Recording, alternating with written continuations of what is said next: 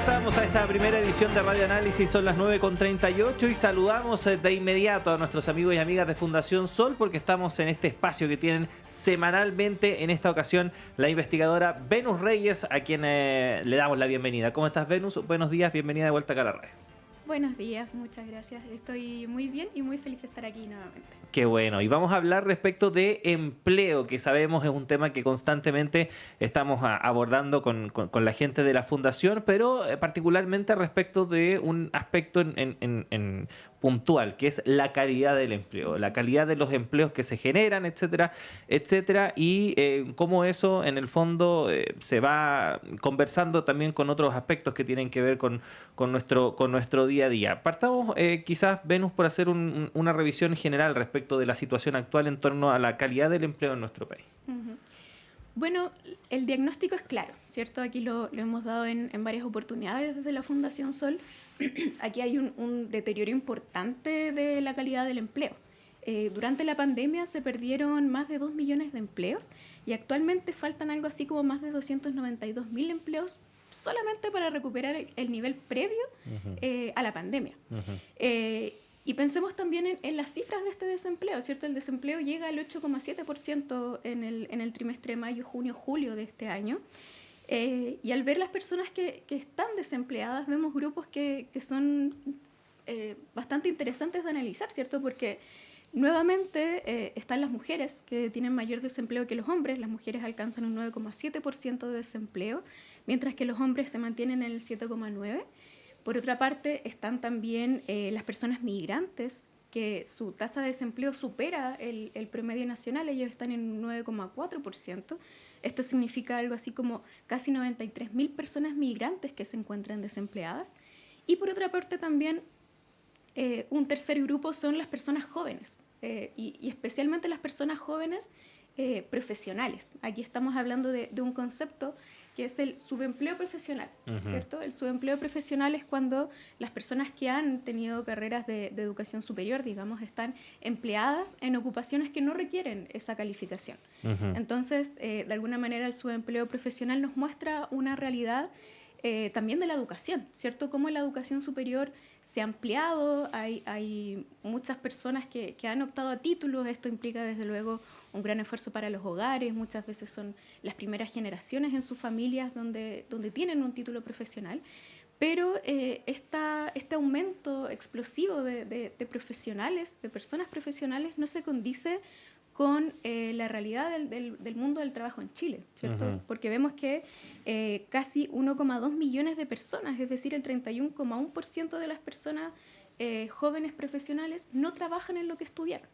Y ese es un grupo también bastante interesante de analizar, pensando también en la proyección que tienen estas personas. De alguna manera hay un declive en esa proyección, porque la promesa, digamos, es que cuando estudias vas a obtener mejores empleos, y la realidad es que no está siendo así, y eso es un profundo desincentivo también para este grupo de personas jóvenes profesionales. Uh-huh. ¿Qué explica esta situación? ¿Por qué llegamos a este punto en que efectivamente, por así decirlo, no se está dando el ancho con la demanda, ¿no? de empleos de calidad? Aquí hay varias cuestiones que podemos señalar como factores que nos ayudan a explicar por qué está aumentando el desempleo.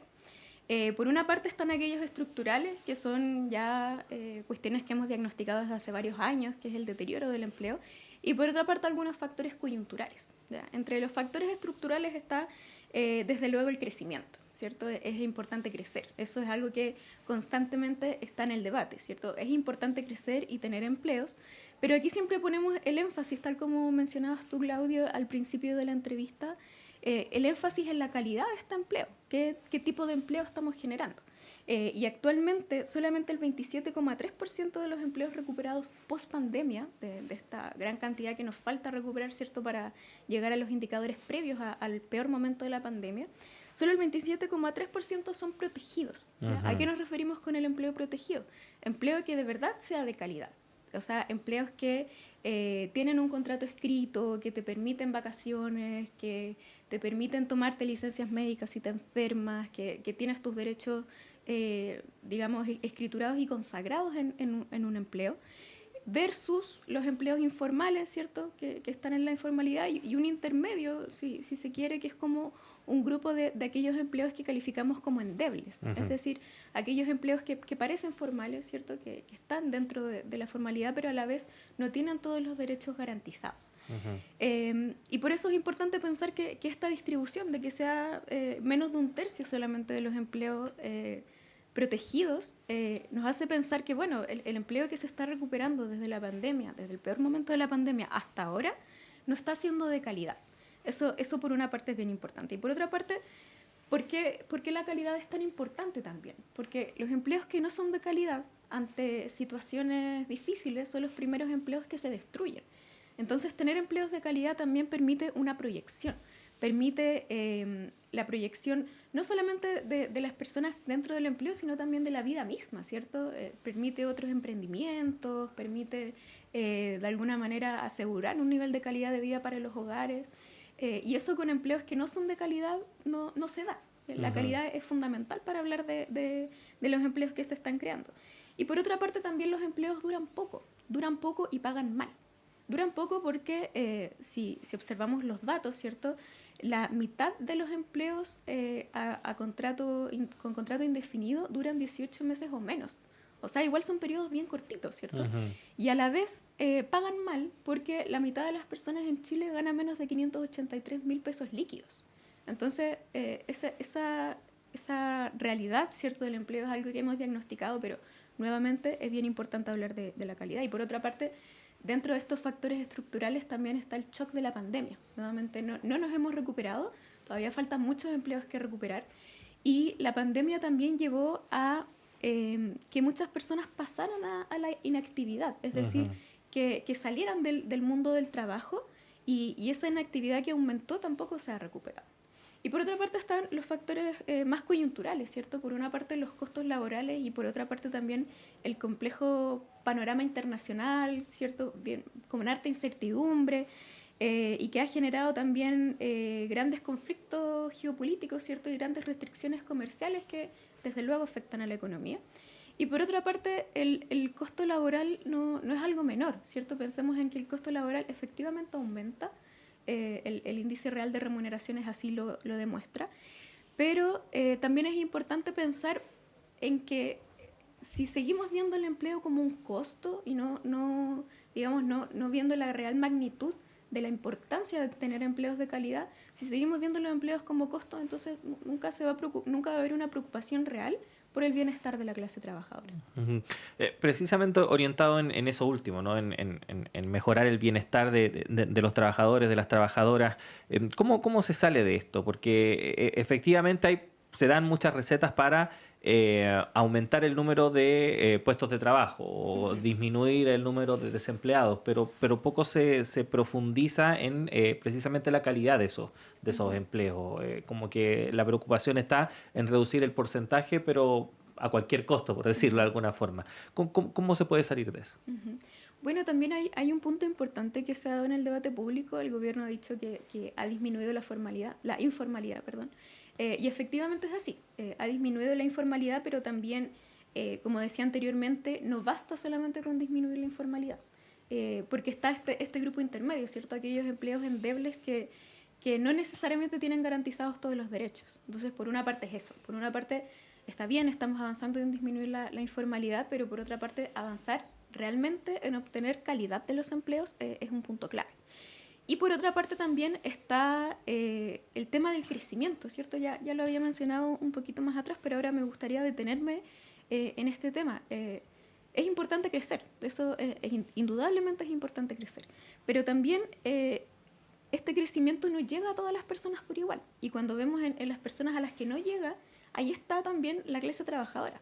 Pensemos en que también entre 2019 y 2024, ¿cierto? En ese periodo de 5 años, los salarios en Chile aumentaron un 6,6%, pero el PIB, el Producto Interno Bruto, ¿cierto? ¿Cuánto creció el país? Creció cerca de un 10%. Entonces, no se condice el crecimiento de Chile con el crecimiento de los empleos o de las remuneraciones, digo. Entonces, cuando Chile crece, los trabajadores no crecen al mismo tiempo, no están creciendo en la misma magnitud.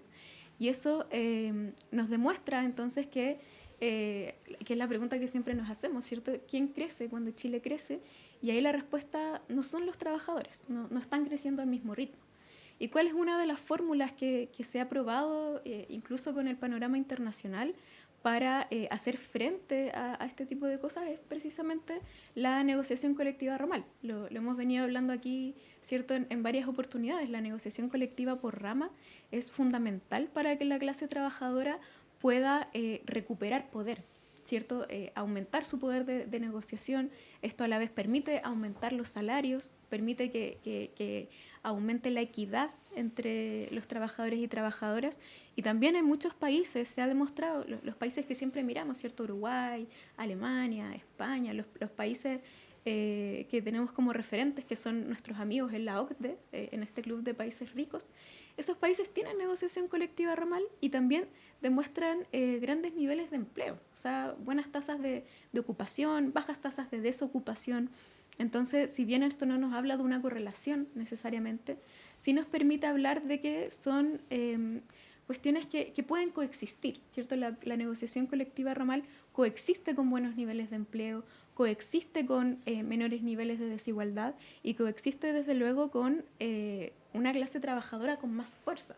Aquí hablemos también de que el capital no quiere dejar de ganar. Pensemos en que el 23,4% de las personas que reciben el salario mínimo del sector privado está trabajando en grandes empresas. O sea, aquí este mito de que el salario mínimo es como de entrada o lo pagan solamente las pequeñas empresas no es así. Y si sumamos a las empresas medianas, el porcentaje aumenta un 41%. O sea, casi la mitad, ¿cierto? Alrededor del 41% de personas que reciben el salario mínimo es porque trabajan en empresas grandes o medianas. Y eso es una realidad que nos demuestra que el capital tampoco quiere, de alguna manera, entregar más poder a la clase trabajadora, pero para eso es clave avanzar en la negociación colectiva ramal. Ujú. ¿Qué características debe tener esta negociación? Porque acá en Chile somos especialistas para inventar fórmulas intermedias y de hecho algunas de las propuestas que se han debatido en torno a este tema ya han recibido críticas respecto de que de negociación ramal como tal no tendría mucho. ¿Qué características debería tener una negociación ramal efectiva, por decirlo así? Bueno, en primer lugar, mencionar que la negociación colectiva ramal no es una única fórmula, ¿ya? En distintos países existen distintas formas en las que se da la negociación colectiva ramal. Y pongo aquí dos casos como solamente para introducir el tema, ¿cierto? Dos casos bien distintos. Por ejemplo, está el caso uruguayo, que tiene una gran presencia del Estado. A través de los consejos de salarios negocian, desde luego, los salarios, que es algo fundamental, y tiene una gran presencia del Estado porque participa de los consejos de salario y de hecho los convoca. Por otra parte está el caso alemán, que tiene bajos niveles en tasa de sindicalización, a diferencia de Uruguay, que tiene altísimos niveles, pero a la vez en Alemania tienen una tradición más bien bipartita, ¿cierto?, de las empresas y las organizaciones de trabajadores. Y esos son dos casos que son bien distintos, ¿cierto? Pero ambos son sistemas de negociación colectiva ramal. ¿Cómo debería ser el modelo en Chile? Esa es una gran pregunta que la hemos trabajado bastante con los sindicatos y en primer lugar yo creo que es importante tener en cuenta el panorama que existe en Chile, que es altamente fragmentado. Aquí recordemos que están todavía las consecuencias del Plan Laboral de 1979, que nace con la dictadura y que hasta el día de hoy tiene consecuencias sobre el poder de la clase trabajadora. Y este panorama es fragmentado. Hay más de 9.000 sindicatos activos en Chile y eso es algo que quizás no va muy de la mano con otras realidades donde existe un único sindicato por rama o existen pocos sindicatos donde es más fácil la organización. Aquí, por ejemplo, hay que tener en cuenta la fragmentación. Ahora bien, no es imposible, por ejemplo, hay casos en Brasil donde hay ramas donde existe la negociación colectiva por actividad, teniendo altos niveles de fragmentación. Es decir, no es tampoco imposible pensar que porque Chile tenga altos niveles de fragmentación no sea viable la negociación colectiva ramal. Pero sí hay que buscar estrategias, ¿cierto? Estrategias y posibilidades dentro del panorama actual en el que nos encontramos. Pero una característica fundamental que debe tener es avanzar dentro del diagnóstico actual que tenemos del sindicalismo en Chile. Y por otra parte también otra característica que debe tener es que se deben negociar salarios. Aquí también se ha hablado en el debate público de que sea algo más bien de políticas más auxiliares, ¿cierto? Que no se discutan salarios propiamente tal, pero la negociación colectiva por rama en muchos países, en todo el resto de los países que siempre estamos mirando, tiene esta particularidad de que permite negociar salarios y es la única forma de disminuir la desigualdad que existe en el país, ¿cierto? Entregándole más poder a la clase trabajadora que le permita negociar los salarios. Eso es clave también para seguir avanzando en la negociación colectiva ramal. Bueno, Venus, queremos agradecerte como siempre el tiempo que tienes para conversar con nosotros. Obviamente son temas que requieren mucho más tiempo para poder desarrollar, pero si usted, por ejemplo, está interesado o interesada en conocer más respecto de estos temas, la invitación siempre a que visite el sitio web de la Fundación, www.fundacionsol.cl. Periódicamente, por ejemplo, se publican este índice mensual de calidad del empleo a propósito del tema principal que estábamos conversando y, por supuesto, otras investigaciones que desarrollan ahí todo el equipo de la Fundación. Así que, Venus, agradecerte a ti, a todo el equipo a través tuyo y, por supuesto, los esperamos pronto. Que estén bien. Muchas gracias, un saludo al equipo y que tengan una muy buen cierre de semana. Gracias. Y nos despedimos también cuando son las 9:54. Siga nuestra sintonía. En breve llega Nicolás Rojas y Semáforo para continuar con la transmisión de Radio Universidad de Chile y todas sus plataformas. Pero si nos sintoniza a través de la red de radios que piensan o el canal de televisión UChile TV, también puede acompañar la programación que tienen preparada para hoy. Más noticias a las 13 horas en la segunda edición de Radio Análisis. Me reencuentro con ustedes mañana. Que estén bien. El Departamento de Prensa de Radio Universidad de Chile presentó primera edición de Radio Análisis, lo más relevante de cada jornada informativa con noticias, comentarios, análisis y entrevistas.